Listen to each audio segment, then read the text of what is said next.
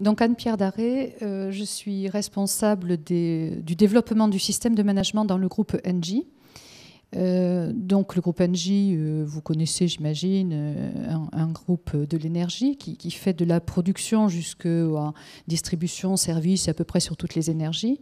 Et justement, c'est très intéressant parce que du coup, on a plein de choses différentes dans le groupe et on utilise le processus de façon totalement différente.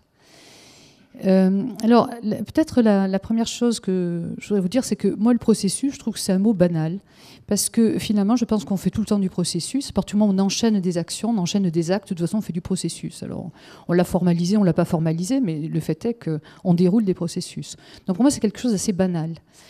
La question, elle est plutôt dans la formalisation. Jusqu'où je dois formaliser? Vous avez parlé de granularité, tout ça, effectivement. Jusqu'où je formalise et jusqu'où on va le partager. Et quand on regarde dans notre activité, par exemple, eh bien, effectivement, on a dans le nucléaire un niveau de formalisation qui est très fort.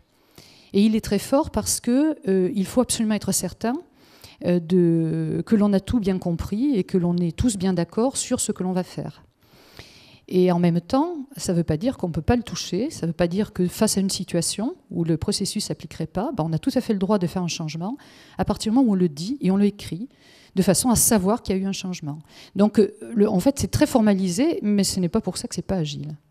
Et puis après, si je vais à l'extrême, ben on a du trading, par exemple, chez nous. Alors, vous imaginez que dans le trading, ce n'est pas très formalisé un processus, parce que c'est assez compliqué. On est plutôt dans de la réaction sur de l'instant.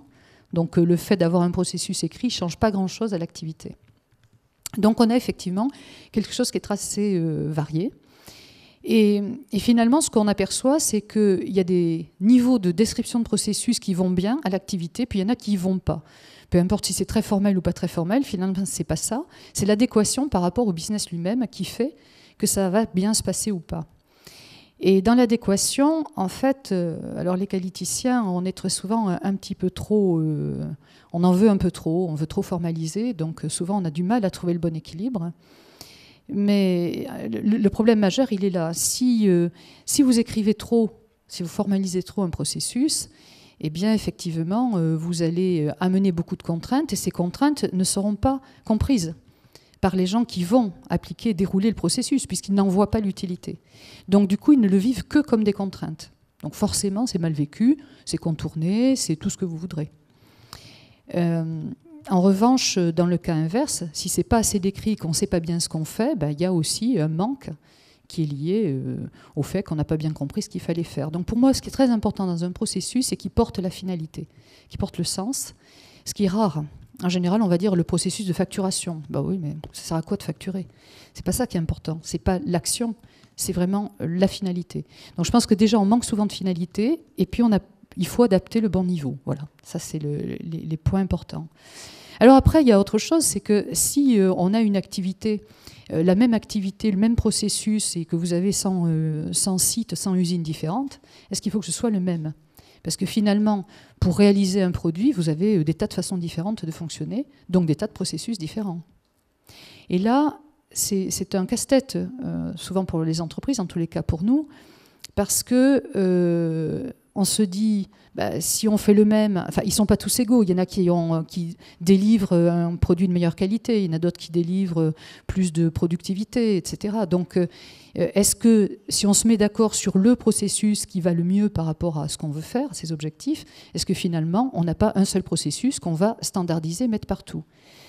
Et là, on retombe un petit peu sur la difficulté de tout à l'heure, c'est que les contraintes ne sont pas bien perçues et que le personnel ne comprend toujours pas pourquoi est-ce qu'on lui impose ça alors que lui, il avait trouvé une autre idée. Donc du coup, on se heurte très souvent à cette partie, et ça, je dirais, c'est depuis assez longtemps. Mais il y a quelque chose de nouveau. Maintenant, alors vous utilisez, j'imagine aussi le mot VUCA, donc le monde qui est devenu plus volatile, plus incertain, plus complexe et plus ambigu, qui fait qu'on a de plus en plus besoin de prendre des décisions ou de définir à l'instant donné qu'est-ce qu'il va falloir faire. Et par exemple, un client qui demande quelque chose là à un technicien, que doit faire le technicien? S'il se réfugie, je dirais, de façon très bureaucratique derrière un processus, on sent tout de suite que ce n'est pas la bonne réponse. Donc il va falloir qu'il puisse avoir une autorité, une responsabilité plus grande et donc une marge de manœuvre plus grande. Et du coup, la difficulté est là, c'est comment on met les jalons qui vont bien, les étapes qu'il faut absolument décrire et bien noter, parce que sinon on met en danger, par exemple, le produit fourni, mais comment on laisse suffisamment d'autonomie pour que les gens puissent effectivement répondre et s'adapter à toutes les situations. Et donc c'est vraiment du coup tout à fait le titre que vous avez choisi, c'est le problème de l'agilité, non pas avec le processus, mais avec le processus unique, qui est plus problématique. Voilà, donc moi le problème je le vois comme une adéquation au business et un problème d'autonomie. Alors l'autonomie, je pense que c'est... Je ne sais pas s'il faut beaucoup en parler, mais je pense on sait tous que ça commence très tôt. L'être humain, il se rébiffe assez vite contre les autorités et les contraintes, et ça continue. Mais le problème, c'est que dans l'entreprise, il ne va pas faire comme le petit enfant à se rouler par terre. Ce qu'il va faire, c'est qu'il va juste se démotiver. Donc il va faire son boulot, mais il va voir quelque chose qui ne marche pas, il va le laisser pas marcher. Et donc il n'agit pas en contre, il est moins agressif, on va dire, dans sa réaction, mais par contre, il est très, ça fait des conséquences qui sont évidemment très ennuyeuses pour les entreprises, puisqu'on a des gens qui sont profondément démotivés. J'imagine que vous connaissez les chiffres et la dernière enquête Gallup qui annonce 9% de personnes motivées, activement engagées dans les entreprises françaises, avant-dernier au monde.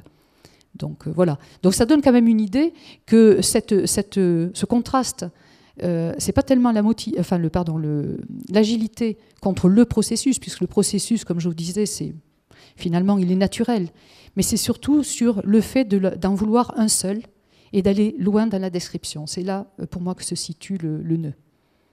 Voilà comment je voulais introduire le débat.